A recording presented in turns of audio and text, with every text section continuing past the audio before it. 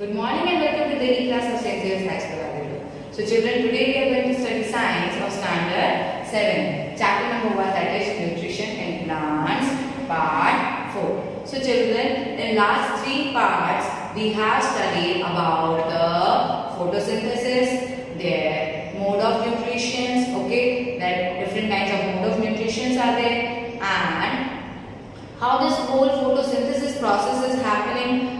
Different kinds of animals and plants who are taking that nutrients, how they are taking that nutrients. For example, insectivorous plant, okay, it was used to take just by flipping its leaf, okay, it captures the mosquito and it digests it. Now let us see more about the nutrition in plants. Our next topic, our new topic for today's video is 1.4 of saprotrophs. So children, what do you mean by saprotrophs? So children, saprotroph is a mode of nutrition in which organisms are take nutrients from the dead and decaying matter. Okay, what they do? They take the nutrients from the dead and decaying matter. So, which are the dead and decaying matter?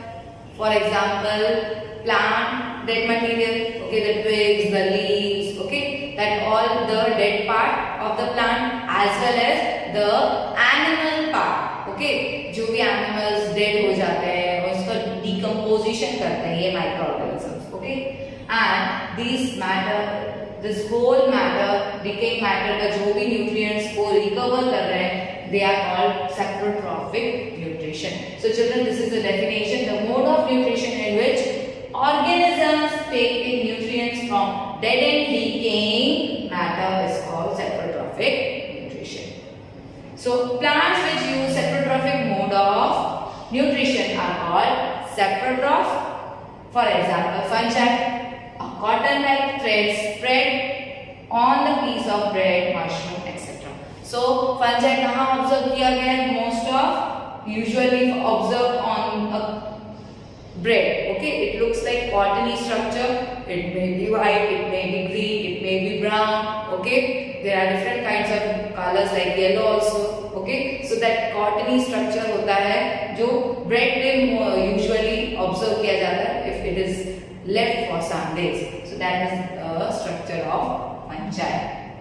Now, let us see what is fungi. Fungi also grows on pickles, leather, clothes and other articles that are left in hot and humid weather for a long time. Okay, so children, on these things the fungi grows. During the rainy season, they spoil many things. Okay, बहुत जल्दी से कोई भी खाने की चीज बहुत जल्दी से खराब हो जाती है due to this fungi, and in rainy season it always happens. Okay. Now, our next topic, that is symbiosis. So children, this is very important topic. Okay, this is going to get continue in your further standards also. So what is symbiosis?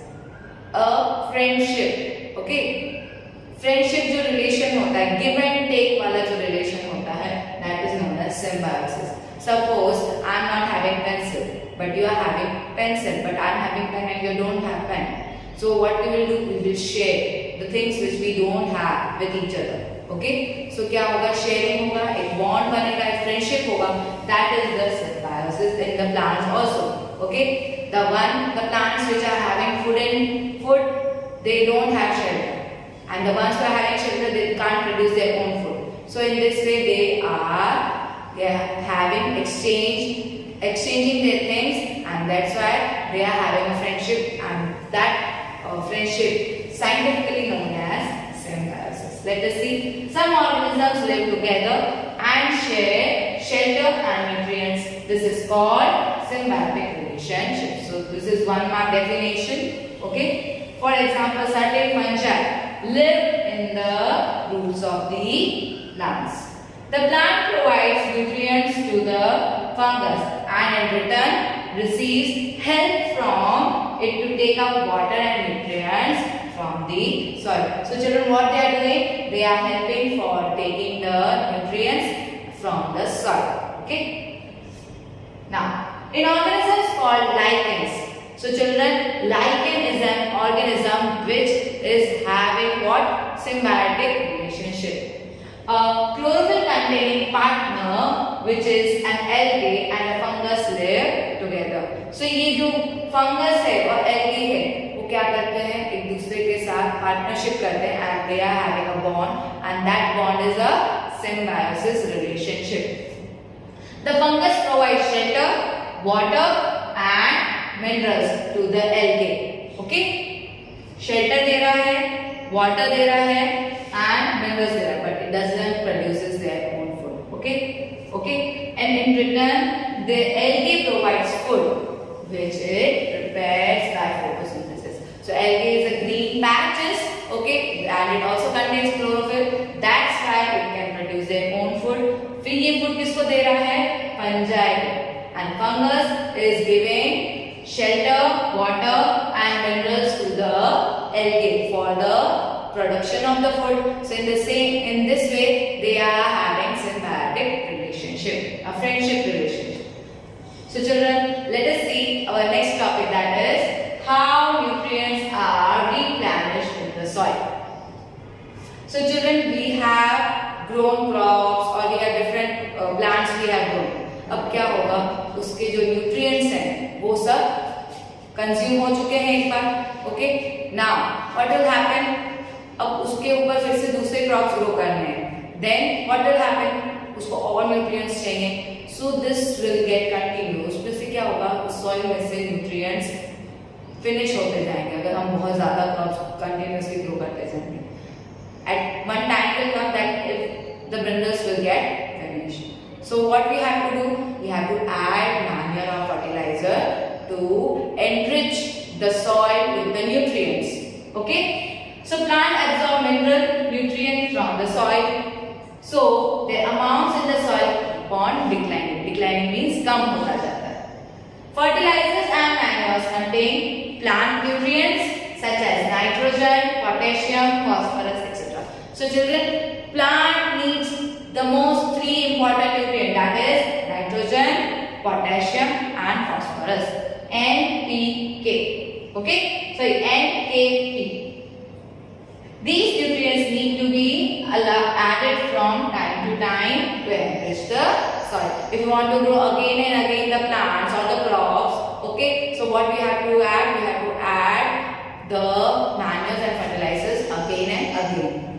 We can grow plants and keep them healthy if we can find out the nutrients requirement of the plants. So हमें अगर पता चल जाएगा that which plant needs more, which kind of nutrients. Suppose if we want to grow plants which is full of proteins, okay, तो मूंग अगर हमें produce करने हैं, so उसको full of नाइट्रोजन चाहिए होगा, तो नाइट्रोजन वाले मिनरल्स हमें उसके अंदर डालने पड़ेंगे so that crop produces the protein. Now, usually crops require a lot of nitrogen to make proteins. After the harvest, the soil becomes deficient in nitrogen. So क्या होगा? The atmospheric जो nitrogen है, because the nitrogen in our atmosphere is 78%, okay, and 21% of oxygen and 1% of other gases. So 78% है हमारे atmosphere में nitrogen, but plants cannot take it directly from the atmosphere. The soil nitrogen only they can take. Okay, so जो soil nitrogen को कौन from atmosphere to soil nitrogen कैसे convert होगा? The bacteria name is Rhizobium bacteria. Okay, उस bacteria का नाम क्या है? Rhizobium bacteria, which converts the atmospheric nitrogen into the soil nitrogen. Okay, and from the soil nitrogen the plants are easily able to collect or transport the nitrogen to the leaves for production of protein. Though nitrogen gas is available in plenty in the air, plants cannot use it in the manner they can use carbon dioxide. So carbon dioxide को directly absorb कर लेती है, but in the nitrogen case में it is not going to happen that way. They need nitrogen in a soluble form. So soluble form कौन सा है? Soil के अंदर जो soluble.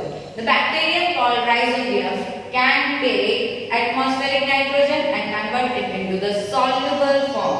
But rhizobium cannot make its own food, so it lives in the roots of ground.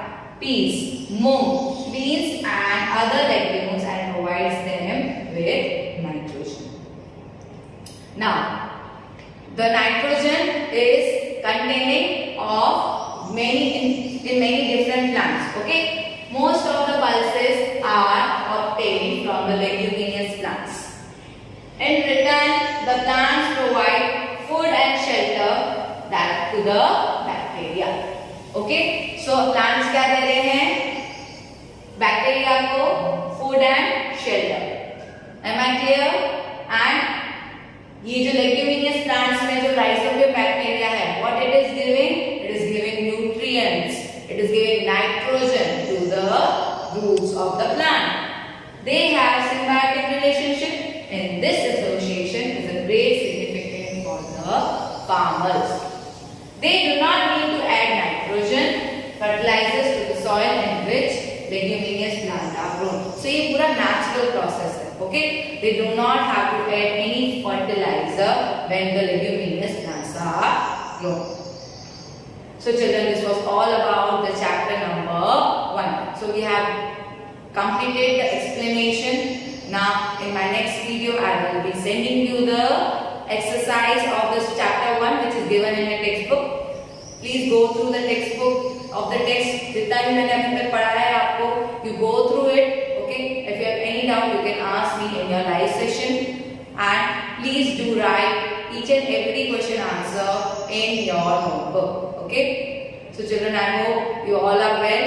Thank you and have a nice day.